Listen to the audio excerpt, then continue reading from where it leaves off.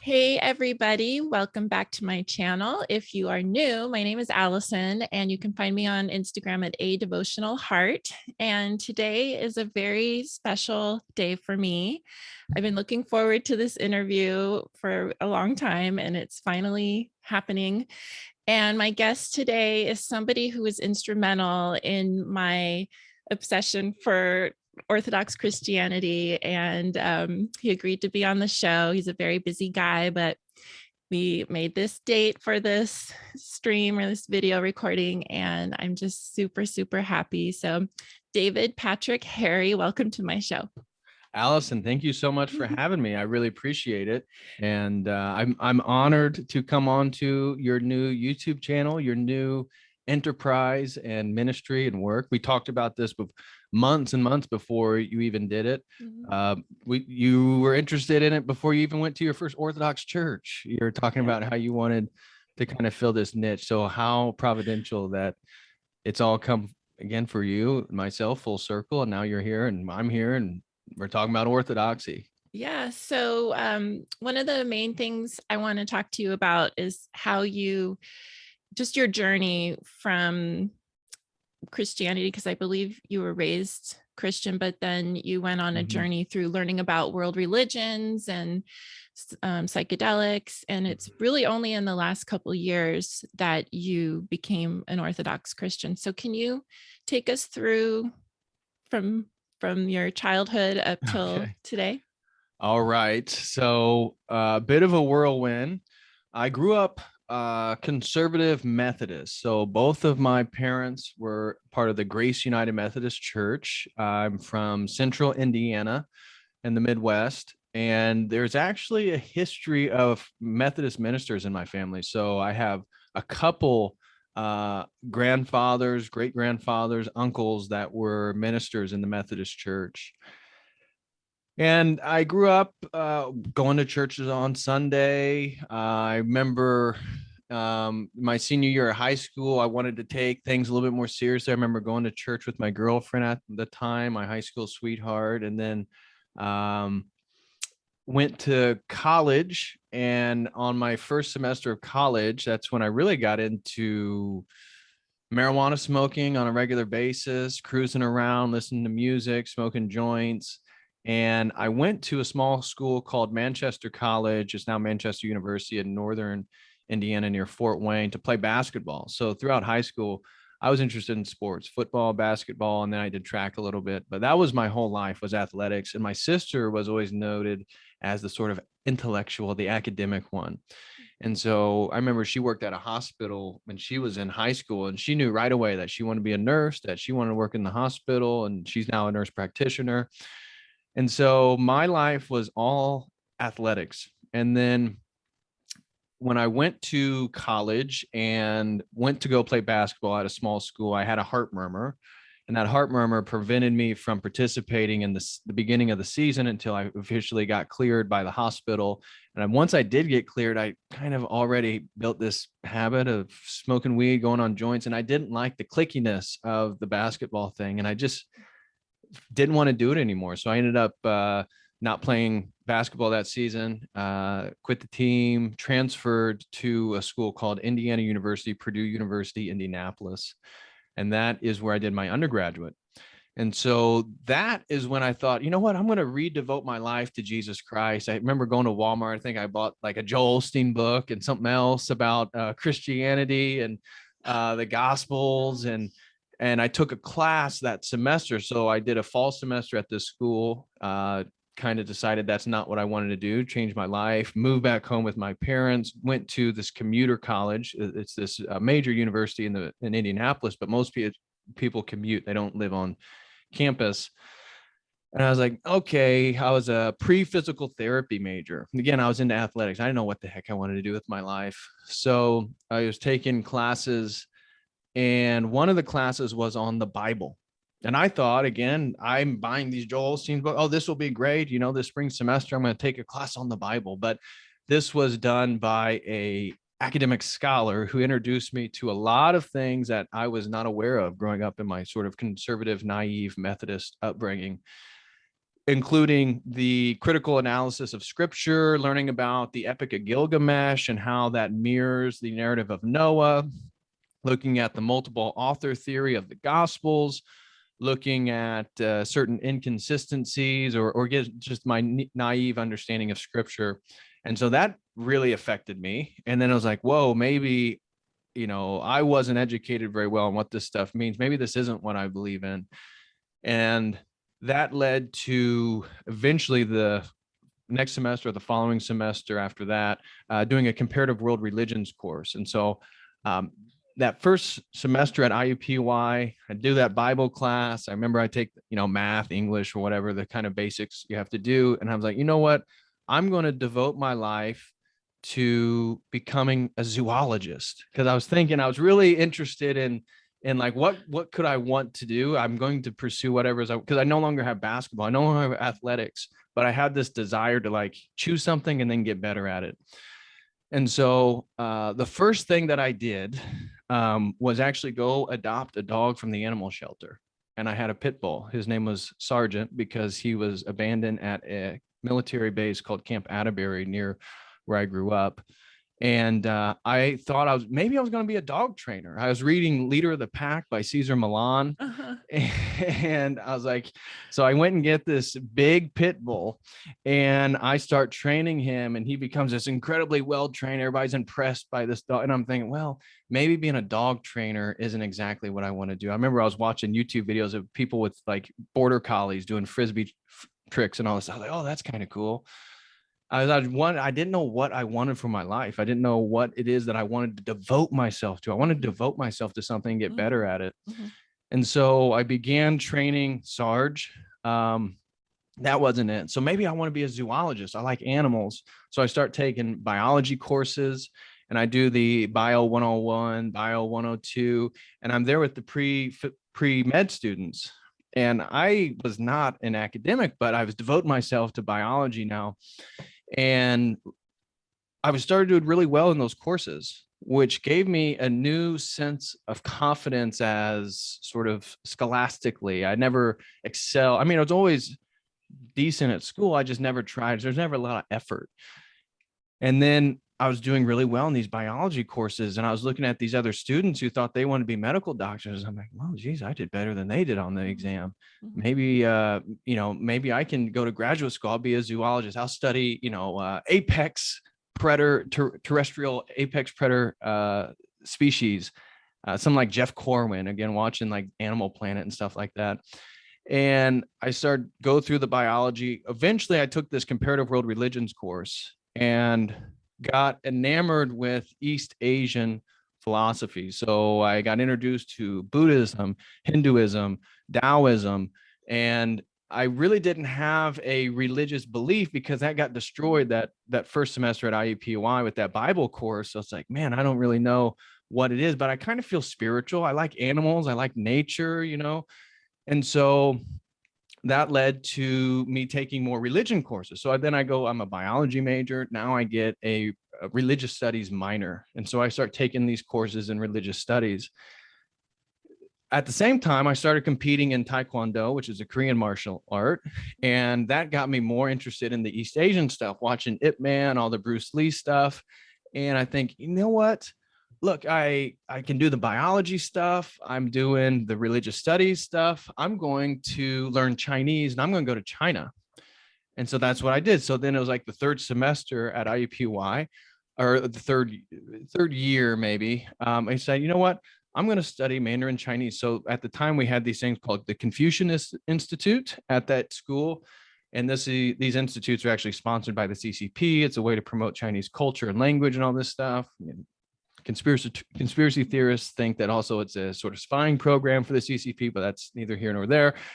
And I go in there and I ask them, how difficult is it to learn Chinese, Mandarin? And they're like, oh, not that hard. And I said, okay, well, I want to sign up this next semester, or I think maybe in the beginning of that semester, I want to sign up for an intro to Mandarin.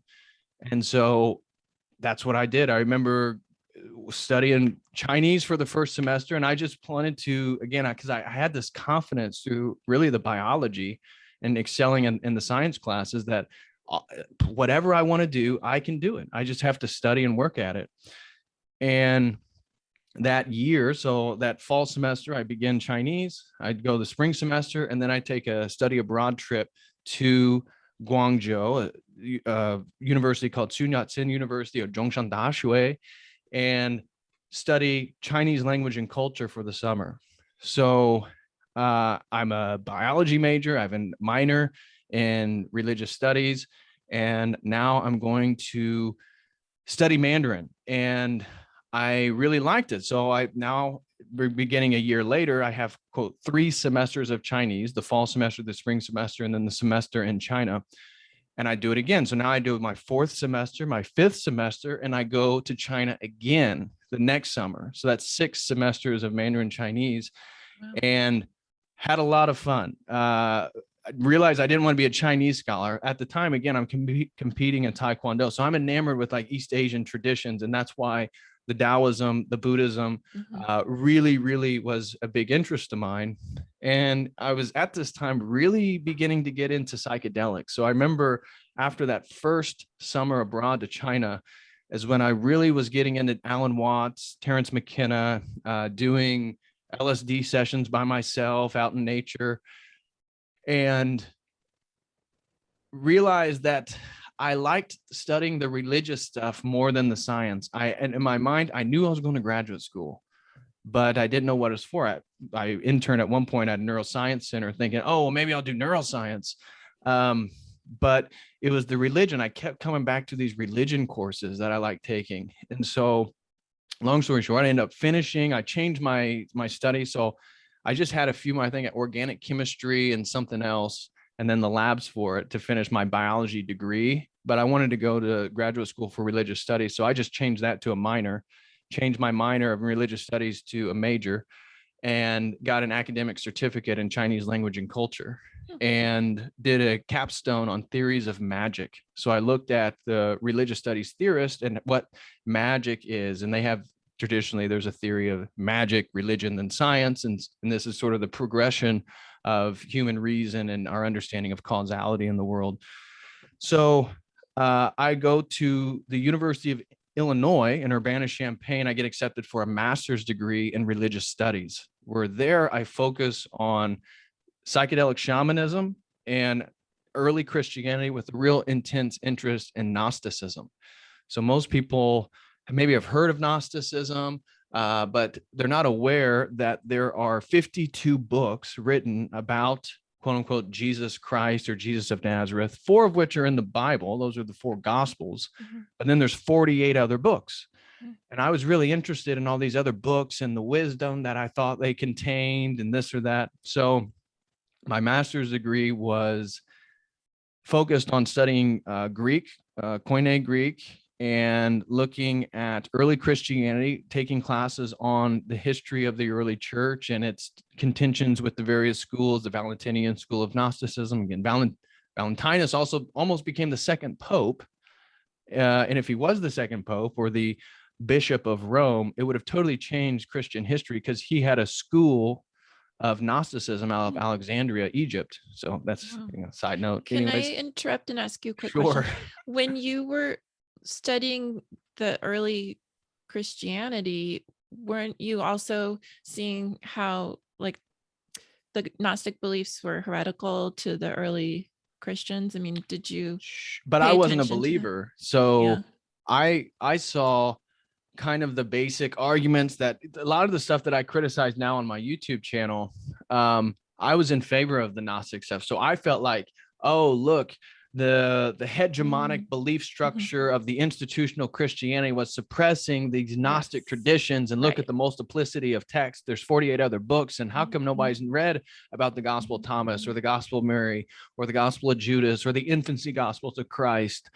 Nobody knows anything about this, you know. And so it gave me a sense of pride, because it's like, yeah, you're a Christian, okay.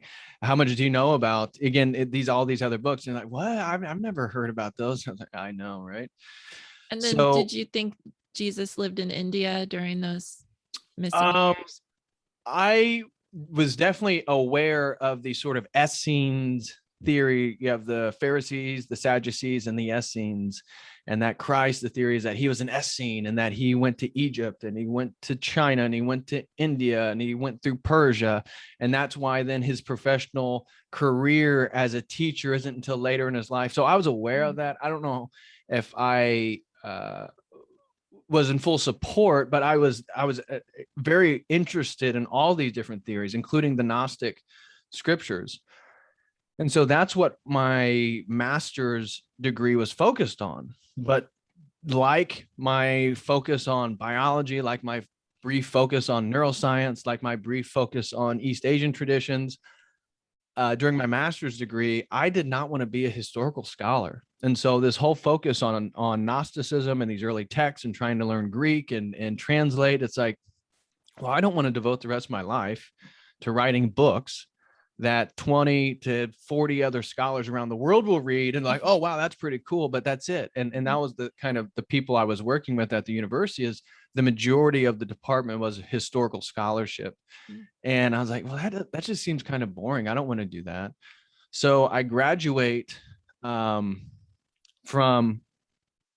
the University of Illinois with my religious studies master's degree. Again, these focuses on the history of Gnosticism, early Christianity, and then psychedelic drugs and tribal structures. So I was looking at shamanism, both Native American peyote use, ayahuasca use in South America. And I'm going to interrupt again. Go ahead. By this time, you've done LSD. What about mushrooms or anything else like that? Oh, yeah. Mushrooms, DMT. I hadn't done ayahuasca yet, but I had done a lot of LSD and a lot of mushrooms. And I was very interested because I believe the psychedelics were this sort of epitome of spirituality. I had this belief system that all these sort of institutionalized, formalized structures of religion were just ways to sort of maintain the wisdom that can be accessible through the alteration of one's personal consciousness. And so that was my spiritual practice. I would do, a half a strip of acid and go sit out in nature quite frequently. I would eat, as Terrance McKenna calls it, the heroic dose of 5 grams of psilocybin, dried psilocybin, no problem. And so I had this spiritual pride because I knew more about the world religions. I knew about things other people didn't do. And then I felt like I was having experiences that other people hadn't had. And so the idea of quote unquote identifying with one tradition at that point just seemed really archaic. It's like, no, I'm on the leading edge, whatever, because it's at this point, 2015, 2015, 2016, 2014, that I'm on the leading edge of what religion is. Mm-hmm. It has to do with this new understanding of these drugs post the 1960s counterculture and how then they connect back to all the mystery traditions and all this different stuff. And so I will connect this then to now what my dissertation project is and what my research is. But I had a lot of spiritual pride that I was on the leading edge of what it meant to be religious and spiritual, because I had already known all these things that you couldn't have known, back in the day. You couldn't have been able 1,000 years ago to know what I knew about Hinduism, Buddhism, because you didn't have access to all the information. So I was like, oh, I have access to all this information. And then I've had all these experiences and I have all the drugs that I could want to take. I wasn't really interested in the party drugs per se. I was really interested in spirituality. Mm-hmm. So it wasn't like I was, big on meth or heroin or cocaine or anything like that. It was psychedelics. It was deep, high dose psychedelic trips, because Terrance McKenna, who I was very much interested in, and at this time created a new YouTube channel called Fractal Universe, spelt YOUNIVERSE. So it's your universe, because you are your own universe, right? And then the universe, once you realize it's fractal, so it's a fractal patterning of oneself, and that's how we experience the world. So that's what I understood through the psychedelics. And so I had this YouTube channel called Fractal Universe, and I would create these videos of Terrance McKenna, Robert Anton Wilson, Alan Watts, Timothy Leary, with these really beautiful visuals. And so the point was for people to be able to sit there sober or smoking their joints at night, and they would watch my videos And it wasn't my ideas, it was all these gentlemen's, but I had put it together in a production that you could just be sort of taken away with, because whatever they're talking about, I would have visuals emerge. It would animate whatever it is that they were talking about, kind of bring it to life. And so that's what I was doing. And that's how I began make money, is this YouTube channel promoting all the psychedelic, spiritual, but not religious type stuff, new age ideas. And at the same time, I was very critical of like the wishy-washy, over feeling new age. So I would kind of mock that person. But at the same time, I didn't have the sophistication to realize how my world, my paradigm was totally consistent with whatever they believed as well. Anyways, so it's very prideful because I had all these experiences that nobody, in my mind, nobody else could know what I knew. And so I graduate from the University of Illinois with this YouTube channel, deeply immersed in the psychedelics. And I think, geez, I don't want to do historical scholarship, but I want to get a PhD. The whole point to get the master's was to get a PhD. I knew when I was going to China that I wanted to get a PhD. I knew all I could think about is I want to be the professor walking around campus with my tweed jacket, with my briefcase, and just blowing people's minds, dropping bombs on these kids, blowing their minds. And that's what I wanted to do. That's how I envisioned whatever I was doing and what I was leading towards. So fast forward, I eventually get accepted to the Graduate Theological Union, which is partnered with the sort of University of California, Berkeley. So it's in Berkeley, California. It's a separate institute, but it's called the Graduate Theological Union. So the University of California, Berkeley has a very small religious studies department. But if you're going to go to graduate school to study religion or religious studies, you'd go over across the street to the Graduate Theological Union. And so I applied to multiple different universities, and I decided, you know what I'm going to study? I'm going to study people who are spiritual but not religious and why they appropriate certain symbols. I was interested, okay, why the Buddha heads, why Ganesha is so popular, why the cosmic Christ symbol. So I just wanted to look at, and so this was my academic, this is what I got accepted for, is I'm going to study people who identify as spiritual, not religious, and look at what symbols they appropriate the most, and then why they appropriate that and how that informs then their spiritual worldview, of which I self-identified as spiritual, not religious. Mm-hmm. So then I get to Berkeley and I feel like I'm on top of the world because all the stuff that I was promoting, the psychedelics, the Terrance McKenna, Berkeley is the epicenter. Berkeley is where all this stuff gets going, the psychedelic counterculture. It's all related to Berkeley, California.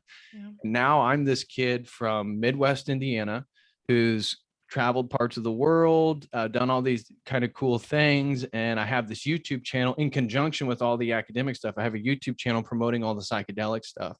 And by then you had how many followers roughly? Probably, I don't know, 40,000, maybe somewhere around there. That's a lot. That's lot. How I thought it was, I felt like I felt like this was my purpose. This was my synchronicity, that, I'm exactly where I'm supposed to be. And that led to me living in Berkeley. And again, this is 2016, the end of 2016, 17. And this is then you have the whole Trump phenomenon. Yeah, I was going to ask, what were your political views at this time? I typically wasn't too political. I would probably identify myself as libertarian because growing up where I grew up, I like guns. I shot guns growing up. So it was like a mixture between like this really psychedelic, progressive new age worldview with like, yeah, I like guns, leave me alone, let me do. So it was basically sort of a libertarianism. And I get to Berkeley. So the first semester was the fall of 2017. I get to Berkeley and I see the homelessness. I see the rampant drug use, of which I'm promoting drug use in a Midwest culture where we don't have all this homelessness. Things are the streets are cleaner. And so it's like I'm this radical person from where I come from, but now I'm put into a context where I'm not that radical. And I'm seeing all the worldview that I am promoting and what it creates. And that really opened my eyes because this is fall 2017. And you have the Trump phenomenon, and Jordan Peterson is really hitting his, really entering into his apex. I think 2018 is like the top of his sort of popularity. And the university is very open about their animosity towards white men. And so this was, just the students and some of the rhetoric, the critical race theory, because we're at now the high level. This is a PhD program. So, it's not like the critical race theory eventually gets trickled down to the elementary schools, the high schools. I mean, this is what they do, and this is what they're promoting. And so to see the animosity of where I came from, and much of the things that I took for granted just regarding, okay, I was still physically fit. I like to work out. I like to be, that these represented an ethos of toxic masculinity, of overbearingness. I like to, when I was in the PhD program, I like to debate with the students.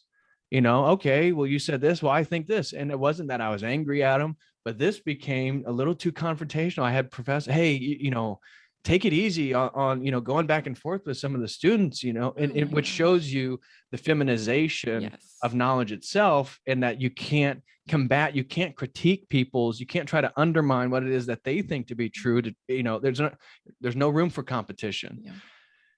And so that was the first semester. I really begin to notice these things, but I'm still deeply in the psychedelic stuff, taking classes on like new religious movements, higher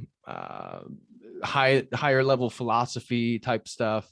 And in the basement of the Graduate Theological Union, they had all these tapes and these reels that I go down there and I see all these lectures of Terrance McKenna that didn't exist on the internet.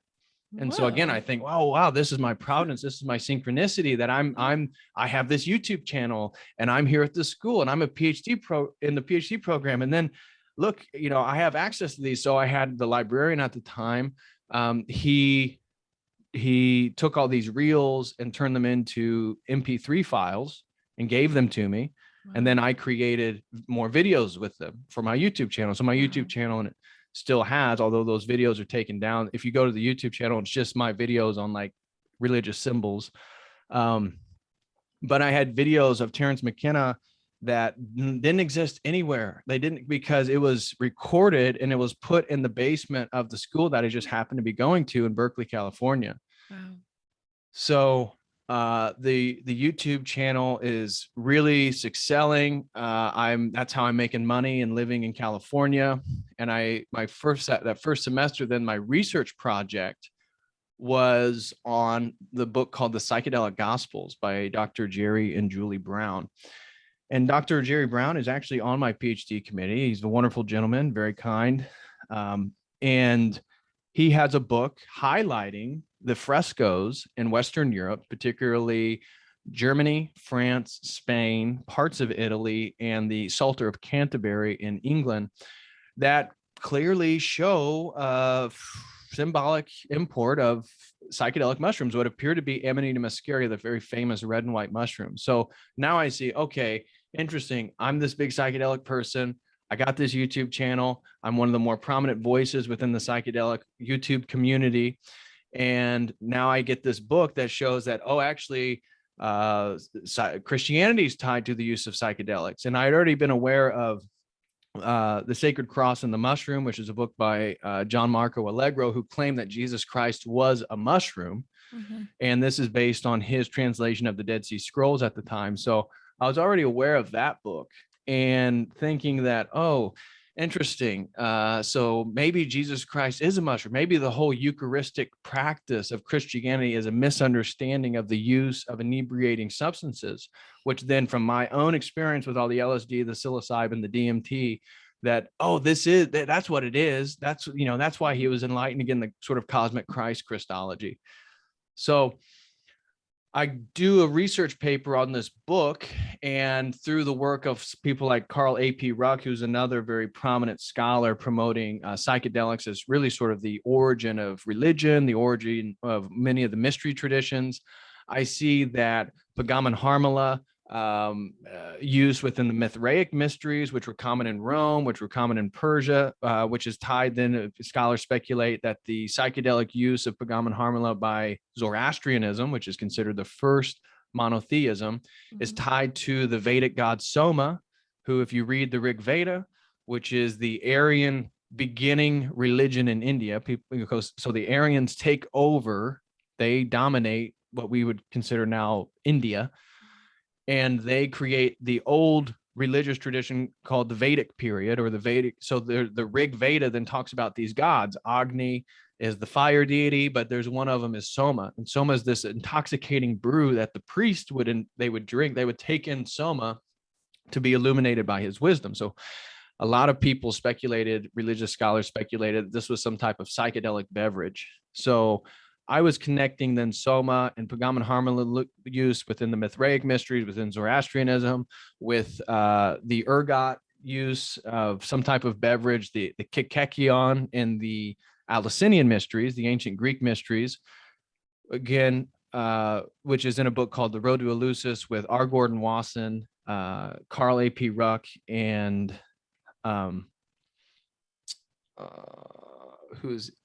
Albert Hoffman, the gentleman who synthesized LSD in the 1940s. So they have this whole book arguing that the origin of the Eleusinian mysteries is a psychedelic beverage. So now I've connected all this stuff, and I see how it's related then to a heretical practice that got going in Christianity. So I look into this book, I write my own research paper on it, and I see, okay, it's possible that maybe Christ was the mushroom or all this different stuff. I'm a non-believer at the time, but the instances that are presented in the book, the Psychedelic Gospel, much of them, especially within southern France, northern Spain, southern Germany, that these were probably heretical practices that got going due to crusaders going to the Holy Land. Because when you look at these symbolism popping up, even in like the Baptistery of Parma, which is a baptistry inside a Christian baptistry inside Italy, in Parma, Italy, and it shows Christ standing on what is clearly a red and white mushroom. And this baptistry's depiction of the transfiguration. Well, I mean, obviously, what's the transfigure? Oh, he's taking the psychedelic mushroom, clearly. Yeah. And so you go on the outside of the baptistry and you can see all this symbolism dedicated to Mithra. And so then you can take, Mithraism, the mythology of Mithras, and then Jesus Christ. It all kind of goes together. I just want to interject, because this is so much fun to listen to this. I'm sure the audience can relate with me right now that I'm going on this journey here with you, because everything you're saying, if I was learning these things, I'd be connecting all these same exact things. And you're reading these highly academic, I mean, these are academic researchers. So you're like, this has got to be it. Like I'm on the trail to absolute, like, I'm going to blow the lid off of all of this once I start teaching, like you said, like dropping bombs on my students to blow their minds, because I'm getting how this is all making sense. So far, I'm with you. Like, yeah, well, that does make sense. Oh, well, that makes sense too. So I can't wait to hear the next part. So, this combined with my drug use, with my psychedelic use, with the YouTube channel, with my scholarship, it all just felt like it was coming together, and that it was all synchronistic. This was my life's purpose. And that so I felt like I was this unique chosen person at the time, that nobody else in the world's doing exactly what I'm doing. It's all coming together.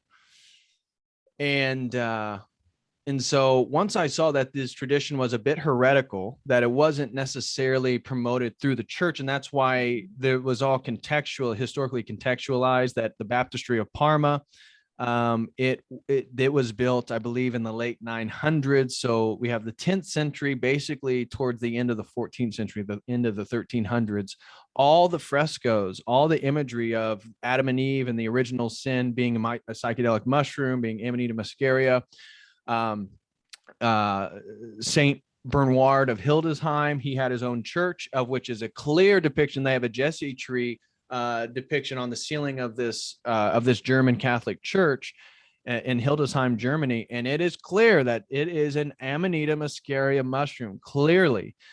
And this is the root of the Jesse tree. The Jesse tree is the root of the lineage of King David and everything through Jesus up to Jesus Christ. This is the Jesse tree. And it's showing these psychedelic imagery. And then you again, this is all in the book, the Psychedelic Gospels. You look on the metal doors to the church, and it has anatomically correct psychedelic psilocybe mushrooms that are indigenous to that part of Germany. And so you're like, wow. So we have St. Bernard of Hildesheim, who was the educator of Otto II.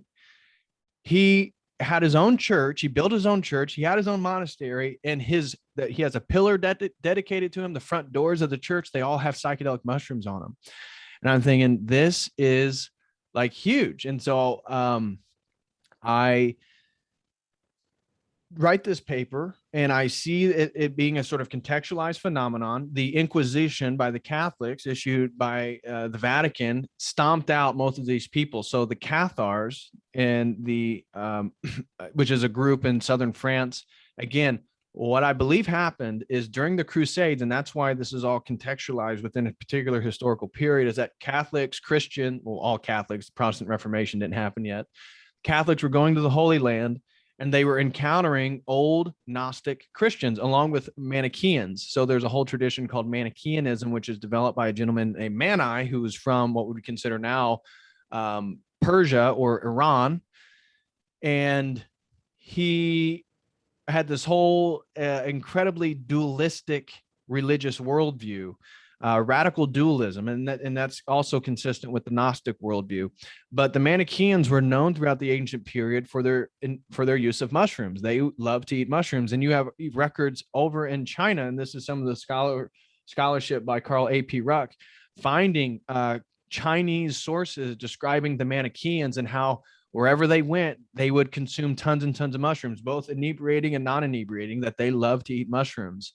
And so what I imagine is these Catholics going to the Holy Land re-encounters Gnostic Christians that were probably ingesting inebriating mushrooms, Manichaeanism, Mithraic mysteries, and that they incorporated this into their Christian worship, where it is very possible that they were using psychedelic mushrooms for the Eucharist. But that's why you see a sort of definitive beginning point and then an end point through the Inquisition. They're all killed out. So you don't see the frescoes or any of this stuff continue. And if anybody wants to look, you can just search Plaine-Courault, France, chapel, church, and you'll see a whole depiction of what appears to be an Amanita muscaria mushroom as the originating source of Adam and Eve. And then you'll see that they're covering themselves what appears to be the cap of a mushroom. So once they had the originals, once they saw as God, they could see the difference between good and evil. And so in Gnosticism, then that's why they venerate Eve, because Eve isn't the one who disobeyed God, because in a Gnostic worldview, the God of the Old Testament is actually Yaldabaoth, Beelzebub, the devil. And so they disobeyed the evil one because he wanted to keep them in a prison. And so because she ate the psychedelic mushroom and expanded her consciousness, she's actually liberated humanity. She didn't entrap us through fallen human nature. Okay, so I do all this research, write this paper, and then I think I'm dating a Ukrainian girl at the time. And I knew that culturally she was Orthodox.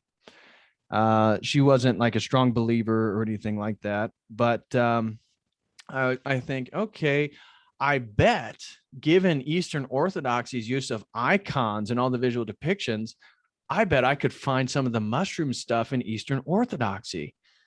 And so that next semester, so the second semester at my PhD program, I take a course with the Greek parish there on Eastern Orthodox history and theology. Again, I'm a non-believer, and I'm really interested in the psychedelic stuff and how maybe I can find pieces of it within Eastern Orthodoxy, because there's a book written by R. Gordon Wasson, who is a VP, high up in J.P. Morgan, and he was funded. So he writes the first article in 1957 in Life magazine about Maria Sabina, this shamaness in Mexico. And so in Mexico, so him and his wife, whose name is Valentina Pavlovna, a Russian woman, they kind of blow the top off the popularity of the use of psychedelic mushrooms. Now, you already had research going on in the 1950s with the use of LSD due to the synthesization of Albert Hofmann.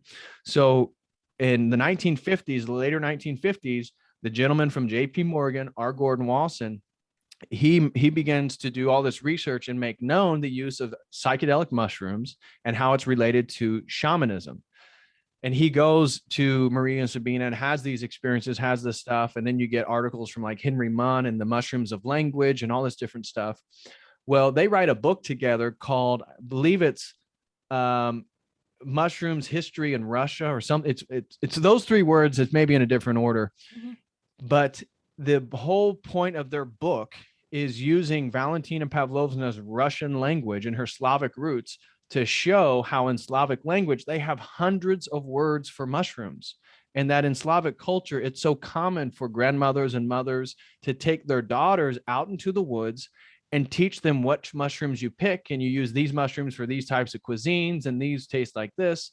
And these, you want to stay away from these. Where in English, we are mushroom, as he would say, mushroom phobic. So we have fungus, mushroom, and toadstool. Those are the only three words for mushrooms in English.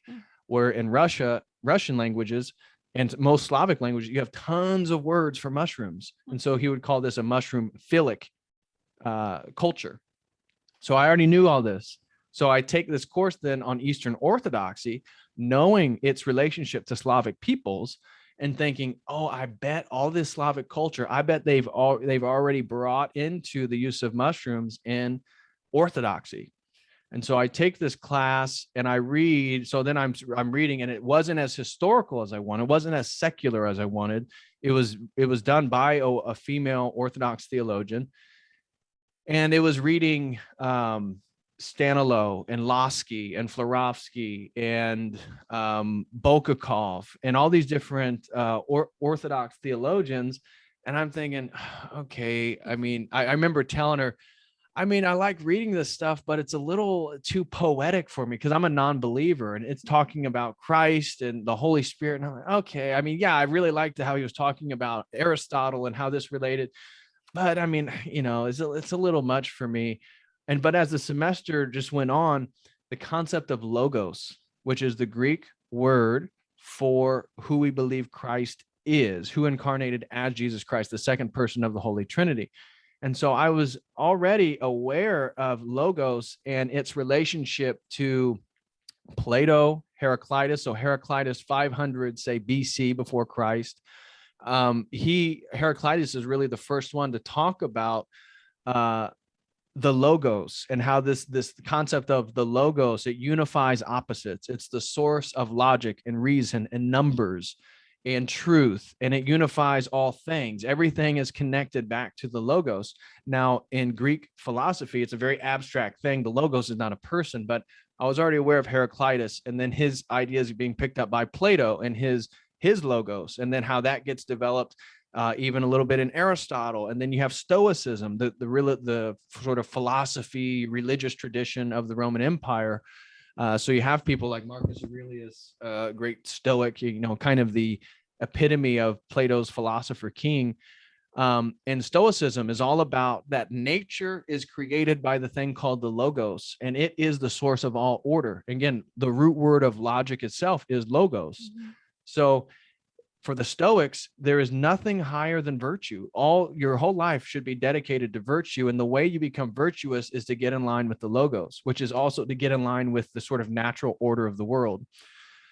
And so I was aware of that. And then I'm reading this Orthodox stuff, and now I can see where they're taking this logos concept and they're going in a different direction with it. And I'm thinking, wow, that's pretty interesting. That's pretty interesting. By the end of the semester, I'm thinking, look, I don't, you guys don't understand what I know about all the psychedelic stuff, but this concept of logos and this, logos, it's pretty cool. I like this Orthodox stuff. And at that time, I remember I had access to DMT, LSD, psilocybin, as much as I wanted. And I had plenty, and I would take these drugs, and I was trying to get into these realms where I could meet these entities that Terrance McKenna kept talking about. And so I would eat 8 grams of dry mushrooms, which is a lot. Or for those of you who are aware and are listening, you're probably thinking 8 grams. Yeah, I would do 8 grams. And I just never got the experience that Terrance McKenna kept talking about. Can I interrupt and ask a Sure. question about the entities? Because I don't know that much about Terrance McKenna's work, or I was never drawn in to read his stuff or anything. Were these entities supposed to help you gain more knowledge, or did you have any kind of idea that maybe they were demonic, or you just weren't going there with it yet? I didn't think of it as demonic. I thought of them as that which is expressed throughout the different religious traditions as spiritual entities that humans can communicate with. And so whether you call them angels, whether you call them jinn, whether you call them whatever it is, in different world religions, different avatars within Hinduism, that I bet what the commonality between all this stuff is that if you break through the sort of veil of reality, that you can actually communicate with these things. And that's how I understood, Terrance McKenna's self-transforming machine elves, or the voice of the mushroom. And coinciding with the end of that semester in Orthodox theology was me exacerbating as much drug use, psychedelic use I could have. And I just never got there. And it just felt like, that no matter how much I took, no matter how many insights I thought I had, I always felt like I have to go deeper. I have to go deeper. I have to take more, because I need to know the truth. I need to put everything together. I was obsessed with connecting dots. That's what my favorite thing. And that's kind of what I try to do. Well, I'll get to that with my YouTube channel, but I get a thrill out of seeing something I didn't see before. Yeah. And that's why the psychedelics then were so addictive, not at like a physical addiction, but like, okay, well, it's been about a month and a half. It's time to do another high dose psychedelic trip. And coinciding with basically exacerbating the drugs and taking as much as I want to take, doing whatever it is I want to do with them, and never getting the thing that I wanted. Taking then this Orthodox theology course where I had the basis to understand it. Now, again, I was a non-believer, but because of all the philosophy, because of all the education, because of all the world religious stuff that I had done, it was like seeds hitting fertile soil. And so, okay. So that leads to that next summer. So I do semester 1, semester 2. Now it's the summer. And this is the summer of 2018. And my politics were definitely changing, because now I'm in California. I can feel the culture war. I can feel the animosity for many of the values that I appreciate about growing up in a conservative Midwest family and town. And you had Trump and everything, and the whole Trump derangement syndrome stuff going on. And I saw this at the university, but at the same time, I'm promoting, radical forms of inebriation and psychedelic use. So that led to that summer, me becoming much more quote unquote conservative, but I wasn't giving up the psychedelics per se, but I was certainly much more conservative. And I remember it was later that summer that I bought St. Maximus the Confessor. I bought this book, of which I always recommend to people, The Cosmic Mystery of Jesus Christ. Now, I had already read the theology, I had the basis of like the Orthodox worldview. I knew what the energy essence distinction was. I knew all this stuff. And that's why I thought it was so interesting. I was like, I'm spiritual, but I'm religious. But if I were to choose a religious tradition, it would probably be this Orthodox, this Logos theology is just so cool. It just makes so much sense. And so I read that book and I loved it. And then I got back to. Would you say that because you weren't fully a believer, you didn't believe that Jesus Christ was actually a real man? Like, was he like a symbolic? Was it more from a symbolic place? And this is where I would say I'm pretty much in line with Jordan Peterson at this point, because now I'm seeing the utility of Christianity. I'm seeing the utility of the values that I come from in the Midwest. I'm seeing the intellectual sophistication of this concept of logos, even which Jordan Peterson was then talking about as well. Now, he didn't read all the orthodoxy stuff that I read, so it was like perfect. He was talking about logos in a sort of pop cultural way, speak truth, puts the world in order. And then I'm reading like the details of the Orthodox theology. And that summer you have Trump, everything that's going on. And I just felt like, okay, I'm definitely on this side of the culture war, with Jordan Peterson, the sort of masculinity. We have to reclaim masculinity. We have to get our house in order, and this idea of logos. And so this is also somebody like E. Michael Jones at this point, I think, is becoming a little bit more popular towards the end of 2018, 2019. And this concept of logos, I read that book and I'm thinking, wow, it's like I could read it and adopt it all without believing in the person of Jesus Christ. It's like, oh, it just makes sense. You don't need, it's like, you don't need to believe Jesus walked on water. You just need all this other theology. You just need this whole framework. This is it. And then I do another LSD trip that fall. And that LSD trip connected a lot of dots for me. It basically, all the things that I thought that I liked about psychedelics and the new age and being spiritual but not religious, I saw reinterpreted within an Orthodox worldview. So then I re-understood what theosis and this idea that I am God, but how do I become God? This idea of that we are all one, but but it's our human nature that is all one. And this idea that we just need to love each other, but that's to love your neighbor as yourself.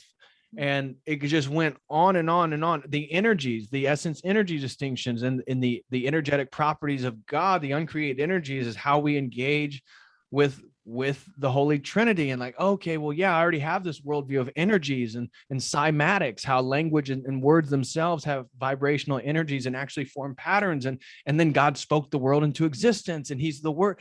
And so on this LSD trip, I connected all this different stuff. And it's like, wow, everything that I liked about the new age, it's present here within Orthodox Christianity.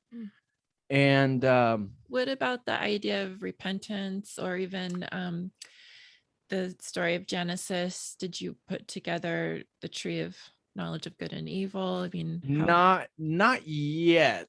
It was more that God spoke the world into existence, and so this is the way that then we imitate God by speaking, and this is why then speaking truth is so important, because God created the world by creating order. And so our natural world is ordered. And so, well, I recapitulate this process by speaking truth. And so then just what Jordan Peterson's talking about in culture. And I didn't have a sense of humility to even repent, because in my mind, well, I'm a good person. I don't treat people bad. I'm not trying to fool anybody. I'm not doing evil things at all. So in my mind, well, I'm a good person. What, I don't really need to repent from anything. And then that fall, I do, so I still have 2 more semesters of coursework before I can work on my research. And so then that fall, I entered that semester, because I did that trip probably right before that semester started. And I remember I devoted myself to Jesus Christ on 11/11/2009. 2018. what? December 11/11? Yeah, That's today. So 3 years from today. Oh my gosh. What? That is so cool. I just got chills. That's so cool. Yeah, I didn't connect that till now that you mentioned it. Yeah, so 3 years from today, I decided, you know what? I'm going to devote myself to the logos, which is Jesus Christ. It's not, because I can't just address the logos as the logos. The logos is Jesus Christ. And so that's what I did. I remember I bought a cross. Actually, I think I have it right here, actually. I bought this cross. It's like a Celtic cross. Yeah. It's a Celtic crucifix. And it's because my name's Patrick. And so what would I buy? Well, I'd buy something that symbols St. Patrick, just like behind you, that icon. Yeah. So I bought that cross and I began wearing it. And I was like, well, this is, I'm going to be a Christian, I guess. And so I started to read more. Really what began my Christian spiritual practice is I began praying before I went to bed. And anybody who's talked to me in a one-on-one session or watched some of my streams, I tell everybody to pray before you go to bed. Mm-hmm. And that was a real big transitory period in my heart, right? So it's like this whole process was an intellectual thing. Mm-hmm. And then the psychedelics was a connecting the dots intellectual thing, which then resonated at an emotional level, which caused me to then change my way. But it was through nightly prayer that I began changing the way I felt and changing the way that I talked about Jesus. And so by the end of 2018, I basically was, some type of Christian, and I began going to Orthodox liturgies. Now, I didn't know, I wouldn't identify as Orthodox per se, because I was kind of new agey Christian, Protestant, Orthodox. It was weird because it was like, I loved Orthodox theology, but I'm not an Orthodox, I can read my Bible. Did you already say this? By now, had you rejected Gnosticism, or was there some things about Gnosticism you still liked? There were still things about Gnosticism that I would think, oh, well, that's pretty interesting. I kind of like that. So it was me still trying to work all this stuff out in a new eyes, because it's not just about all the psychedelics. It's like, it's more about the worldview, as Jay Dyer, who then at sort of, I think it was the summer of 2018, towards that end period, right before that LSD trip where I started connecting. I think I listened to the first video I watched of Jay Dyer was how God or numbers prove the existence of God. And he still has that video up. And I watched that video, and now he's talking about paradigms, the metaphysical presuppositions of my worldview to even discuss, truth or logic or numbers or anything like that. And I watched that video and I thought, wow, okay, that's pretty interesting. And again, it's like, I feel very privileged because this whole process happened fairly quickly, because I already had read so much. I already had so much that it's like I could take off as soon as I got the information. I could take off with it. And so I commit myself to Jesus Christ, and just through continual prayer. I don't even know what this means. To me, it's kind of, I'm a Protestant on 11/11/2018. Then that leads to watching a lot of content, watching videos. By early 2019, I'm in my last semester for classwork for my PhD program. And now I see the whole pedophilia thing, and I see people in Berkeley advocating for minor attracted individuals. And I saw the parades, and I saw, when I was in Berkeley, it's when they had the Ann Coulter and Milo and Ben Shapiro came, and one of the professors hit a kid with a bike lock, and then the city of Berkeley lets him free. Like, they don't even charge him with anything. And so now I'm seeing all this stuff from a new perspective. And I'm like, wow, so maybe evil does really exist. I really had the sense that I could see evil in the world now. And it was so on my Church of the Eternal Logos, I think I started the channel at the beginning of 2019. But again, I'm like a Protestant Christian that knows Orthodox theology, that can talk about the logos, that has like a specialty in Gnosticism. And I make a few videos, just like I make a video and then I won't do anything, because I'm still making videos on my psychedelic channel, my Fractal Universe, because that's how I make money. So it's like, now I'm making videos, and that's not really where my heart is. It's like, I already heard all these ideas of Terrance McKenna. I've already heard, Rupert Sheldrake and Timothy Leary and Robert Anton Wilson. But at the same time, to get paid, I have to make sure that I make multiple videos each week. Again, kind of like 3 videos a week, which is now kind of what I do with my streams.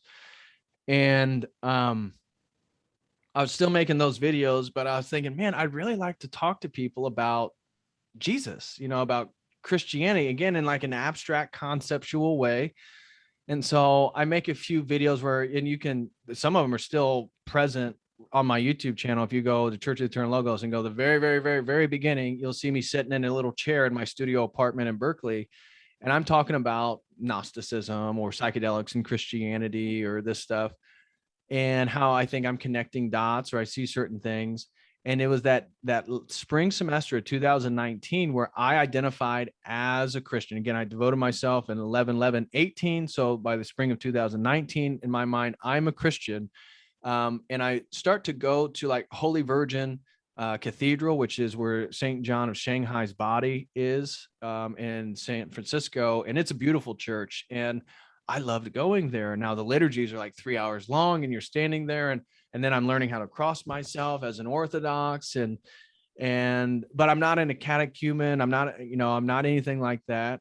I remember going to the OCA Russian parish there in Berkeley, and eventually I realized, especially that spring semester of 2019, that this whole process that we began when I learned about that, I took that Bible course back in my undergraduate in Indianapolis, and this was in the spring of 2009.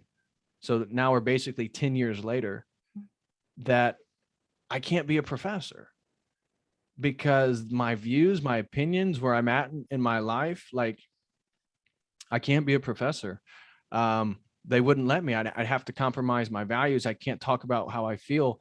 I'm on the wrong side of the culture war to develop a career in the university, because that same semester, whether it may have been either the fall of 2018 or the spring of 2019, but I was taking classes there in Berkeley at the Dominican school, and John Cyril, for those of you who are aware, that name's going to be very prominent. John Cyril is considered the biggest name. He's an analytical philosopher, and he took on the likes of like Jacques Derrida and the French postmodernists, the deconstructionists, Michel Foucault. He kind of combated these people as an analytical philosopher, and he is the #1 American philosopher. He may be the most prominent philosopher still living. And he was a tenured professor at Berkeley. And while I was there in 2017, he got fired. And he got fired because of this cancel culture, because he asked somebody out on a date and they said that was sexual harassment. Now, he is a very nice gentleman, and I know he did not say something that would be truly Offensive. sexual harassment. Yeah. And so because he asked this woman out, I guess in a professional setting, it was deemed sexual harassment, and they fired him and he had been a tenured professor at Berkeley since the 60s.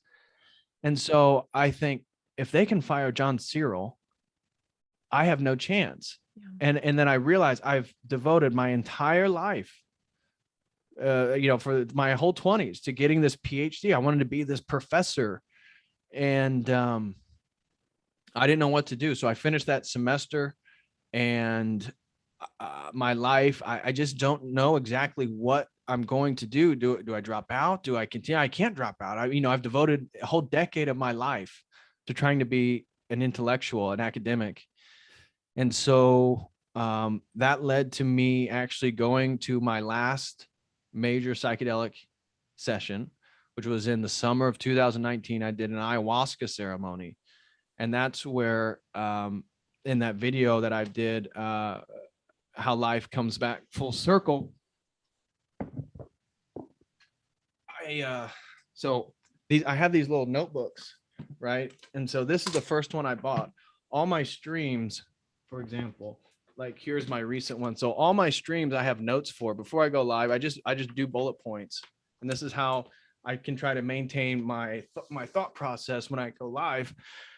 Well, the very first one was this one, and I bought it in Berkeley, California, on my way to my ayahuasca ceremony. I'm getting ready to go to the plane, and I go down the CVS there, and I buy one of these because the shamaness said, "Well, bring something to write in, because you want to talk about your intentions. You want to have a direct intention for the ayahuasca ceremony." And I was literally going there for answers. Mm-hmm. And so I didn't know what to do with my life, and I'd had always done drugs to get answers for something. Or if there's going to be a transition, I'm going to do something new in my life. Okay, we're going to get really high. We're going to have a deep psychedelic experience, and this will be like a chasm. And then the day afterward, now I start whatever the new thing is. And so I write down, again, right here is the prayer. I write down, so this was my intention. It is my intention to figure out how/what I'm supposed to do with my purpose. How do I make a living? Which direction should I move in? Lord, I just ask to be guided tonight so I can better see what it is I'm supposed to do with my life. I want to work. I want to build a career, a life, and a family in your glory. Thank you for all my blessings. And so that night, during, high on ayahuasca, I had the realization that judgment is based on Christ, and that Jesus Christ was absolutely, without a doubt, a true historical person. He is the incarnation of God.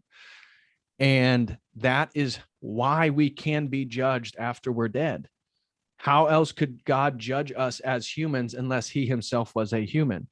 And so that connected that Jesus Christ was absolutely a real person and that he incarnated. The second realization was that my privilege was not because I'm white. It wasn't because I came from the Midwest. It wasn't because I'm a man. It was because of the morality of my grandparents and their parents and my parents. And it wasn't about how wealthy. It was the structure, the morality that I grew up within caused me to not have the damage, to not have all the chaos inside myself, that when I'm at this ayahuasca ceremony, people are bawling their eyes out. They're having all these problems. They're dealing with the traumatic abuse from their mother or their uncle. And I didn't have any of it. I had no abuse for the quote unquote, the medicine to deal with. Mm-hmm. And that was because of the morality, and all those people were Christian. And then the third realization was Christ was a carpenter, and it's time for me to become a producer and not a consumer, that I need to make things. And that it was quite clear that this Church of the Eternal Logos, which I had made a few videos here or there, that it was time for me to take it seriously, that this was my way out. So that prayer asking, what am I supposed to do? How am I going to make money? That it just felt in my heart that Church of the Eternal Logos was it. And that God wasn't going to give me the point A to point B. He was just going to give me the next step from point A. Yeah. And that was to go back after this ayahuasca session, this ceremony, and start making videos on this YouTube channel regularly with the intention of growing it as a real business. And so the ayahuasca stopped working, and my friend who was with me can attest to this. Every time the shaman would offer more ayahuasca, I would take it. And the visual stopped. After I got the message, it felt like that I was supposed to do this Church of the Eternal Logos thing. The ayahuasca stopped. It didn't matter how much I took. It was like, it didn't do anything to me. And so that ends. Eventually I go back to my apartment in Berkeley, and I make my first video. I believe it was Heraclitus and the Logos, and it was this Logos series, or it was like the history of Logos or something like that. And that was the beginning point post this ayahuasca ceremony, where I don't need the drugs. I just need to do my research and make content regarding Jesus Christ and the Logos. And so I did this series, as I was talking about how Logos got developed from Heraclitus to where I'm at. And so that session was in the end of July of 2019, which then two years from that session was when I was invited to Montana, where I had been consuming Jay Dyer. And then 2 years later, from doing this Church of the Eternal Logos thing, now I'm at Montana with Jay Dyer. Right. We're friends. We talk to each other, and I'm there to present with him. And so again, it's like I could see how I could never see the steps beyond like one or two steps in front of me. And that's why I try to tell people that this is all about working. You have to make your hands, your mind, and your feet for the Lord, because that's the only way this stuff comes together. Like, he's not going to give you, I'm going to start here and I'm going to get here. That's not how it works. Mm-hmm. And so the end of July, I could see that this whole thing came full circle in July of 2019, August. So the ayahuasca sessions at the end of July in 2019, and August 2019, I start this Logo series where I start in my mind, okay, I have to make videos maybe multiple times a day, a week, or whatever. And my mother then gets diagnosed with a form of MS. And so I decide to move from California to go live with my parents to build Church of the Eternal Logos. And I just lived off the money that I had saved up from the previous YouTube channel. And that's what I've been doing ever since. And so it was September of 2019 that eventually I moved back home to Indiana, and I do my research remotely, and I work on my PhD, and I try to make videos 3 times a week. And only a few times was I have not been able to do that 3 times a week. And so that's basically what I've been doing ever since. And you're building an amazing community.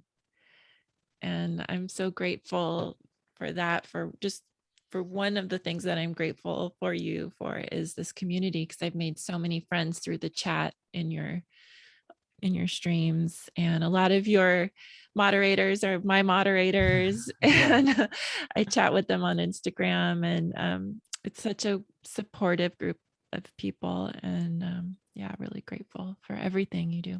Oh, thank you very much. And that's kind of the surreal part about it is, now all those questions I had for God that I didn't need the ayahuasca necessarily, maybe, and that's why it stopped working. It was sort of like God's providence to give me the answer I wanted or needed, I guess, and then show me that that's not where it's coming from. Because now it's like it was blowing because I remember telling my friend he couldn't believe it because everybody else is totally tripped out. They can't take any more, and I'm asking the shaman, can I please get more? Like all the visuals, everything, it just stopped. Like a switch flipped. And I can attest to that being very, very rare. Nothing like that has ever happened to me. Like it takes a while to come down. Right. And so now it's like I know what my purpose is. I know what I'm supposed to do. I feel like there's nothing that I like to do more than do the research and prepare for my streams and do my streams. I almost feel like the way that I try to present my streams, because I think out, even though maybe it looks haphazard when I stream because I'm going all over the place, but I've already thought out the entire thing. And I'm trying to take people from wherever I start with a concept to where I think is my thesis, my premise, that maybe it doesn't you don't see what I'm saying at first, but if you keep watching, eventually it's all going to click. And that's the point, is that I love to connect dots. And that's one of the things that avoids me from falling back into an addictive drug use, as I have to read books. I have to stimulate my mind, because that's what I loved about inebriation, is I like being in altered states. I like messing with my mind and seeing what comes up and what I think about. And if I don't read continuously, if I don't try to take in new information, then I want to take drugs. And it's not like the terrible drugs that you're hell. I mean, none of them are ideal, but that's this craving. And so it's funny how this process, then I can see how I found my purpose, I found my skill set, and then by me diving deeper into that, I can actually offer something of value back to other people, and this YouTube channel has, it's like 9,400 subscribers, a fraction of my other YouTube channel. But the sincerity of the relationships, the sincerity of the people I meet, the impacts that people talk to me about, things that I do, and it's so surreal. And I talked to Jay and Jamie about this when we're in Montana.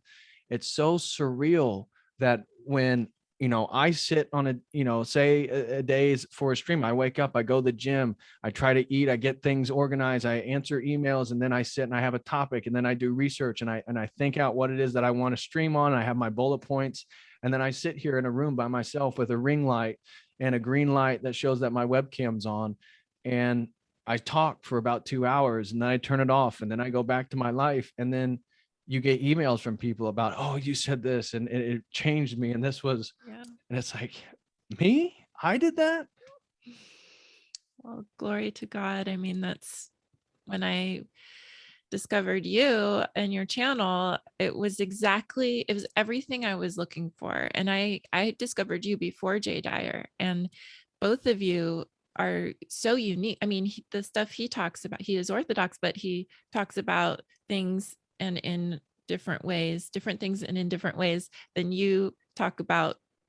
But yet it all kind of like goes together in a certain way. Right. And both of you guys were offering me exact everything I'd been looking for, but almost didn't know it. And then also Father Peter Hears, I have to give a shout out to him because Amen. Yeah, I love Father Peter Hears. yeah, and I'm still working through his content. I will be for a long time because there's so much of it. But Right.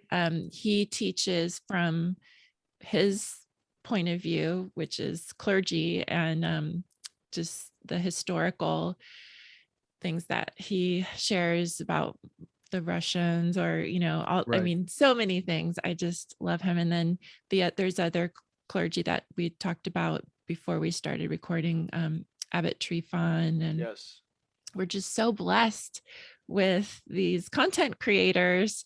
And I just want to thank you again for encouraging me to start this channel. And it's like you said, it's like just taking that one step. That's all you have to do. All I had to do was record my first interview, which happened to be with Brother Augustine.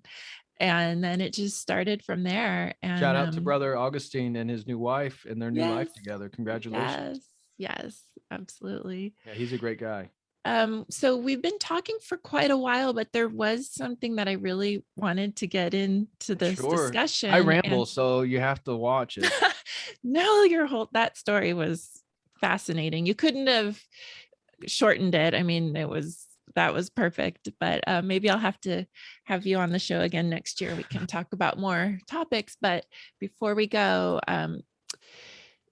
what do you, because I'll state this more as a statement rather than a question, and then you can kind of go on from there. But 2020 and now 2021, with everything that's happening in the world, there have been more people coming to Orthodoxy more than ever before. And I know it's because friends are sharing your content and Jay Dyer's content, but on a spiritual level, there is this huge shift that's happening. And not just from the New Age, but from Protestant backgrounds, atheists. They've been searching for something, and they're finding it in Orthodoxy. So what would you like to say about that? I believe, because I do one-on-ones. So again, my Church of Eternal Logos is a business. That is how I make money. That is really everything I do. I do school research. I'm finishing my PhD. Hopefully that will be done in a year from right now. And but Church of the Eternal Logos is my business, my platform, my outlet, and I do one-on-ones. And the thing that I've noticed in my own experience talking to people coming back to Orthodoxy, or coming not even back, but to Orthodoxy from wherever they came from, is the sincerest pursuit of truth. And that's and that's how I felt when I did all the psychedelic stuff. It wasn't that I didn't think it wasn't true. I absolutely thought it was true. Everything that I did, I thought I was doing the right thing. I was doing the truthful thing. And even my ability to shake that Bible class, it wasn't like, oh, that, this professor is ignorant. He doesn't believe in Jesus. Or it was like, oh, wow, I didn't know that. Dang, well, that kind of shakes me and puts me in a new place. But I look back and I see myself, this continual journey of perceiving and doing what I believed to be was true at the time. And I talk to these people who have come back to Orthodoxy, or again, just coming to Orthodoxy. And that's exactly what they have done, no matter what it is where they're coming from, is that there's a place in the heart where I just want to know what is true. And maybe that began with a sincere prayer by oneself, saying, Lord, show me what is true, or take me to the truth. And Jesus Christ is the truth. Truth is a who, not a what. And so orthodoxy is the church founded by the apostles. And I firmly believe that post the schism, that the entire Western phenomenon of Western Christianity and Western civilization has been a continual concept of progress. And that progress is a movement away from the true church and the true theology. And that's why, as Father Spiridon Bailey, in one of his recent videos, talks about how Western civilization is the vehicle for a demonic attack on the world. Because where else would the devil attack? It's not China, it's not India. It's from the place where the truth is. And that was the Orthodox Church, that is Orthodox theology, even though, again, the Orthodox Church has a history of persecuting its best and brightest over and over and over again. But the theology is still intact, and it's still the one true church founded by the apostles.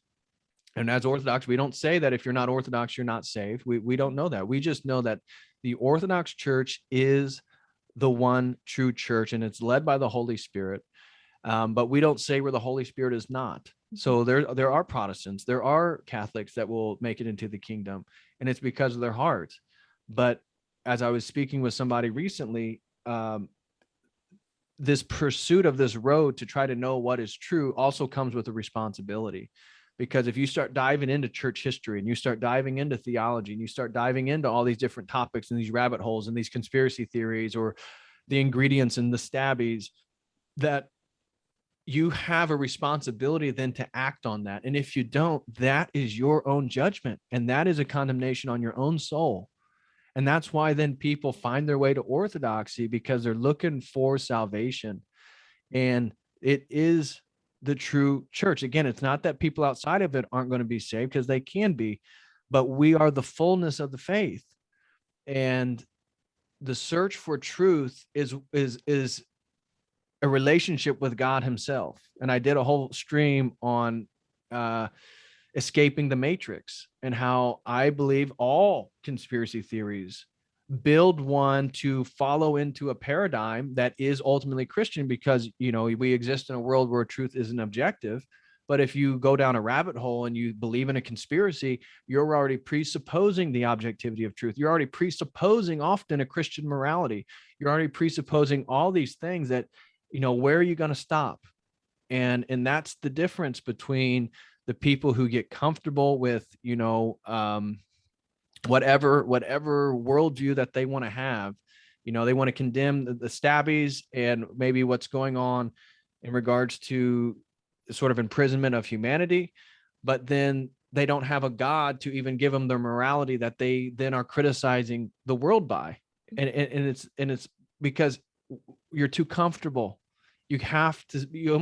Orthodoxy is like a pursuit of the uncomfortableness in life, and being uncomfortable is how we grow. That's, and you exercise, you work out. It's an uncomfortable process. Now you may enjoy it. I enjoy that process, but the Orthodox life is uncomfortable. The Orthodox life calls for ascetic practices, calls for fasting, calls for a sacrifice of one's own pride. I recently was talking about the great stories that Abbot Trifon has, and one day he was sitting in a cafe, I think in the Seattle area, and two young gentlemen come into the cafe, and they sit close to where he is. Abbot Trifon's working on his MacBook, getting some work done. And one of the young gentlemen say, you'd have to be a dumb old man to still believe in God. And they said it in a way, well, clearly they're trying to point it at him, because he's dressed like a monk, an Orthodox monk, and he's out in the normal world. And I think of myself, well, what would I do? I'd immediately shoot back. I would have a fiery response. I'd have some type of apologetics I'd hit them with, or show them how illogical their worldview is. And what does Abbot Trifon do? He goes up to the barista at the coffee shop and asks if they have gift cards. She says, yeah. And he says, I want to purchase 2 gift cards for $10 each. And please give them to the young gentleman here in the coffee shop, but don't give it to him till I leave. He packs up his stuff. He finishes his work. He leaves. And he comes back maybe a couple months later, and he's in the same coffee shop, and just through God's providence, those same people are there. And they walk up to him and say, why did you buy me a gift card? He says, well, God told me to. Wow. And the same person who is telling him that you'd have to be an idiot to believe in God breaks down in tears. Wow. And asks for forgiveness. And Abbot Trifon says, you're forgiven as soon as the words came out of your mouth. They hug each other. And you see, that is being Christ. But that is so difficult. That's the Orthodox life. And that's always about being uncomfortable.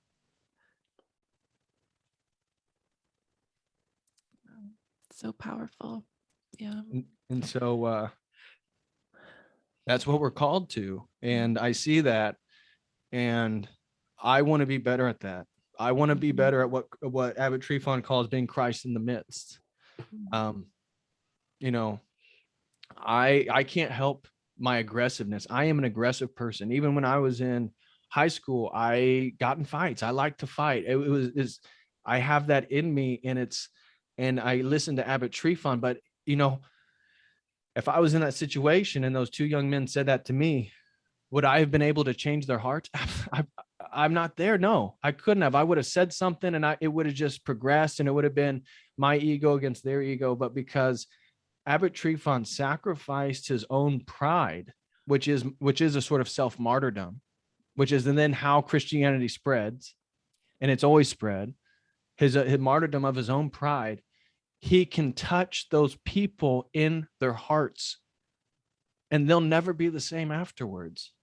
And through Abbot Trifon, they experienced a little bit of Christ. Right. And that's the Orthodox life. And it's like, that's what I want. I want to be better at that. And that is living truth. And then that comes back to then why people are searching for orthodoxy and why there's such an influx into orthodoxy is I believe that his apologetics are incredibly sharp. You know, if you're honest with yourself and, you know, you're a Roman Catholic or a Protestant, you can't hear his arguments about Protestantism and Roman Catholicism and not say, well, dang, he's got me there, you know. And now maybe I don't want to let go of it for XYZ reason, but the points that he highlights, you can't deny because it's true. Yeah. And so truth then is really what people are pursuing. And if you pursue it all the way, I think it only leads in the Orthodox Christian Church. Amen. Yep, I agree with you. And again, I just wanted everybody to see the icon here of St. Patrick that I placed behind me for today's video. Yes. And anything briefly, I mean, don't go into his St. Patrick's my patron saint, so I have him right there. So I love St. Patrick, and obviously my name's Patrick, and there are other St. Patricks that I could have chose, but the reason I chose specifically St. Patrick of Ireland is because he drives out the serpents. He drives out the snakes. He defended the faith against the pagans, against the Druids. And I see myself doing that. And I see my whole life as a sort of providence that I couldn't even do this Church of the Eternal Logos without all those experiences. And so in a weird way, through sin, through, you know, drugs and sex and concerts and immorality, that what I believe to be truth and pursuing truth led me to where I'm at now, where I can be a voice for people that nobody else can. And it's not me though, that I don't mean to be like, sound like I'm prideful or something. It's just that with the psychedelics, you're not going to listen to somebody talk about Jesus Christ unless they've also had, you know, high DMT, psilocybin, LSD, ayahuasca experience. I've done all that stuff. So then it's like, I can talk to people from a perspective where, okay, well, I can relate to him because I've done all that stuff and I thought that was true. So you've done all that stuff and you've read all the books I've read. Why don't you believe in the same thing anymore? And then it's like, I can be a bridge. Right. Yeah. You're an instrument.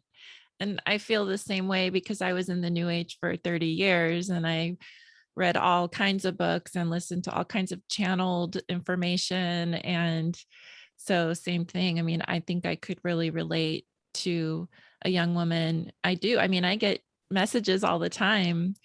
Somebody will say, I'm so glad I found your channel because I just spent all this money on this program that was supposed to teach me this or that. And now I'm realizing it's like really empty, new agey lingo that is not getting me anywhere. I mean, I don't feel any different. I don't have any new awareness. My life is exactly the same. And now I've found your channel. Thank you so much. And glory to God. I mean, Glory to God. this is what it's all about. And yeah, so Right. So it's inspiring. so funny then how our own individual pursuits for truth lead back to Christ, but then build bridges for other people to pursue truth. Yeah. I mean, it's incredible. It's It like, is. it's surreal, it's empowering, and then it's humbling.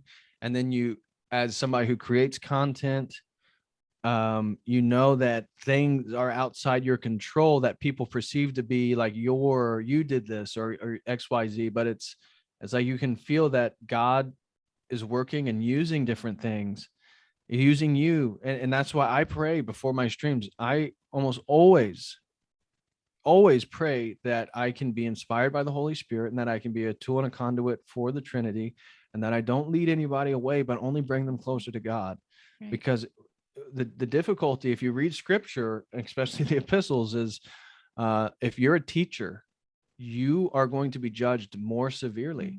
And so you can't take it lightly to try to create content and I'm going to talk about Orthodox. It's not a joke. Because if you lead people in the wrong direction, that's your soul that you're condemning. Yeah. Yeah. And just a reminder, or to any new people watching, my channel is, because I'm just a catechumen and I won't be baptized for quite a while, I let my guests do the teaching. And it's really more about talking like we did today, sharing the experience, the story of how my guests got to become believers in Jesus Christ and how it's transformed their lives. And I think we accomplished that today, Patrick. Yeah, I want to say too, in regards to the literality of scripture, my whole process was almost Jordan Peterson-esque, that it's through prayer, through scripture, through going to church, then eventually being brought into the Orthodox Church and taking communion, that the idea, before I was like, maybe in 2019 or even the beginning of Church of the Eternal Logos, that somebody may ask, do you actually fully believe that Jesus walked on water? And it's like, the water is a symbol for, and then now it's like, of course, because I know God incarnated. And if God incarnated as a man, there's nothing that he can't do. Right. So yeah. why would I get hung up on? And then why am I so concerned about pleasing or not being viewed in a pejorative way by some non-believer? That you can feel that the closer you get to Christ and the stronger that relationship gets, and the more literal that you're comfortable with everything, it's a strength. And even though it's so foolish to anybody on the outside that hears you say that, is that, I believe in the literality. And then, you want to get into Jungian archetypal structures? Yeah, we can talk about that too.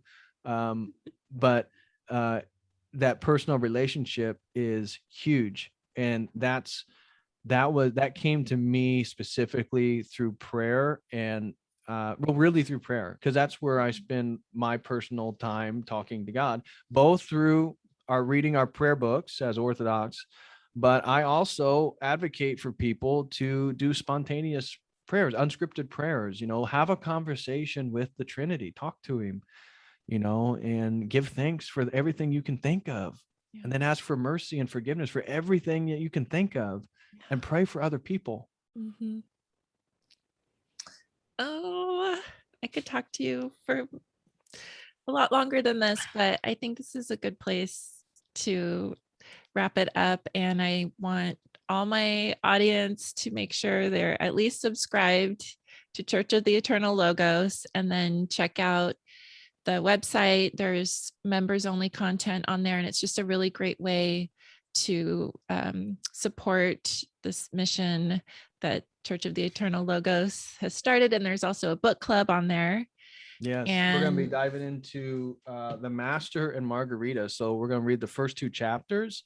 This is a book by Mikhail Bulgakov, of which the whole premise is the devil visiting atheistic Soviet Union, and how that unfolds. And so, yeah, there's things that certainly aren't orthodox, but everything as Orthodox, you can use anything and use it as a pedagogical tool for Orthodoxy. So I'm really excited to go 2 chapters at a time, probably twice a month until we finish this book with the Logos Book Club, and go through The Master and Margarita by Mikhail Bulgakov, often considered the greatest novel of the 20th century.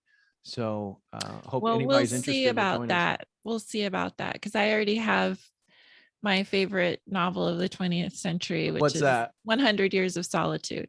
Oh, okay. I don't think anything can beat that, but we'll find out. I did order the book and I've read a few pages. So well, be careful. The very beginning is very confusing. So anybody diving into this book, the first chapter, it's like you're reading it and it doesn't flow. You're used to reading and like things flow. It's just like, it feels discombobulated. It's like, it doesn't make sense, but it will begin to fall into place. And that's part of the sort of fascination around this text. And then the dots will start connecting. Yes, the dots will start connecting eventually. And then I can't wait to then use it, because I have a window open where all the Russian terms or concepts that, you read it and you're like, well, I'm not sure what that word means. And you just keep going. I pull it up. So when we do the book club meeting, so in a Zoom meeting with everybody who reads the first 2 chapters, all the concepts that maybe you didn't get, then we can go through and explain what they mean and why that is referenced. And so, and Russian words that actually mean the garden, and realize, oh, well, maybe that's a reference back to the Garden of Eden, but I didn't catch that when I was reading it because it was some Russian word that I could hardly read. Cool. I can't wait. So I will definitely be there for that meeting. Oh, great. Yeah, I can't. I'm really excited for it too. I enjoy reading the book and can't wait to just get through it and then talk with people. Like the whole point is everybody just reads it and then we can just get together and just like talk about it and see how it relates and what we learned from it. Because ironically, the premise of this book is that Satan visits the Soviet Union, and it's Satan, it's the evil one that speaks the truth, trying to deceive or lead people. And it's like, interesting, just a lot to think about. And then you have a Telegram group. You have a Telegram chat, and then a Telegram page that shows all your, reminds us to watch the streams, because YouTube doesn't always send the notification, right? Yeah. And I noticed I've got multiple emails from people who've been unsubscribed from my YouTube channel. So I think maybe, unfortunately, I'm coming under the target of the censors. And so it makes me a little bit worried, because my channel is too small to just move over to another platform and like enough, a few thousand people can follow you so that you can start it up again. So yeah, whatever's God's will. I mean, I've already given this project to him, so hopefully I can stay on YouTube a little bit longer. Hopefully things will work out. And then also I'm on Instagram at DPHARRY, but my Instagram has been really shadow banned. It went from, let's say I post a story, maybe 800 views, to like now it's like 120. So it's like, and it's because maybe I was talking about some of the things going on in the world, and my memes were too funny, I think. Yeah, the topics you discuss are a little on the controversial side, wouldn't you say?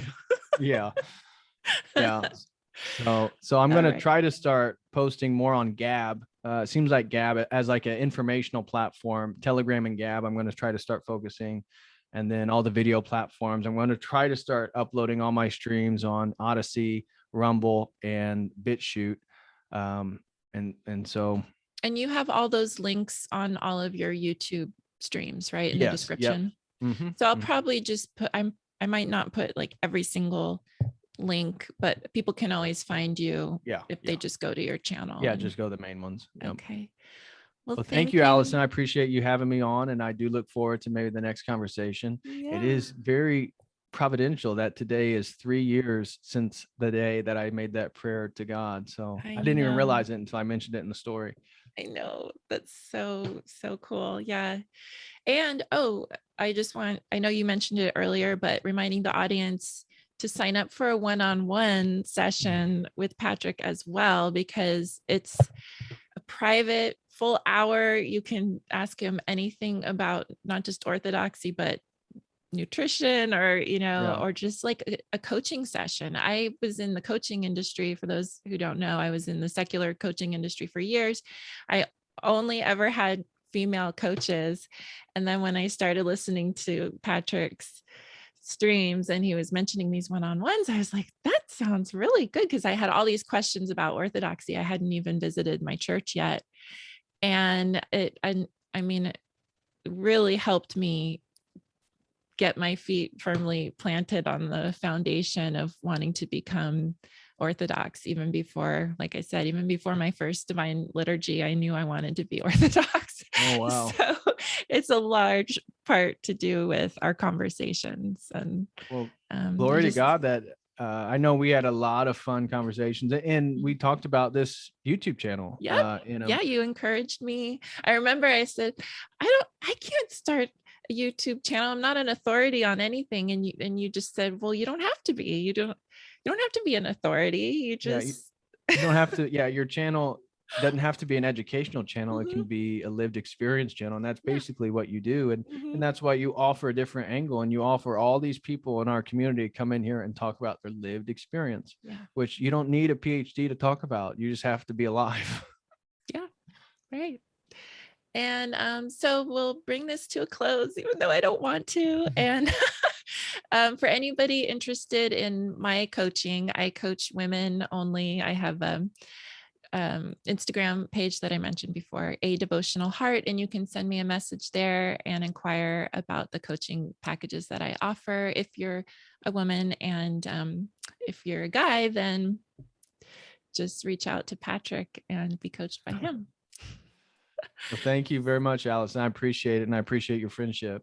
Oh, I appreciate your friendship too. You're like my little brother, and smarter, my little brother, who's just like a brilliant mind and doing so much good work in this world. And we all appreciate you so much. So God bless you and your God family. bless you. Yeah, you and your family as well. And for my audience, I will see you soon. God bless you. And thank you for the comments, the likes, the shares, everything you do that supports this channel. Even though I don't always comment back to everything I get in the comments, I really do appreciate everybody who supports this channel. So God bless you, and I'll see you next time. Bye.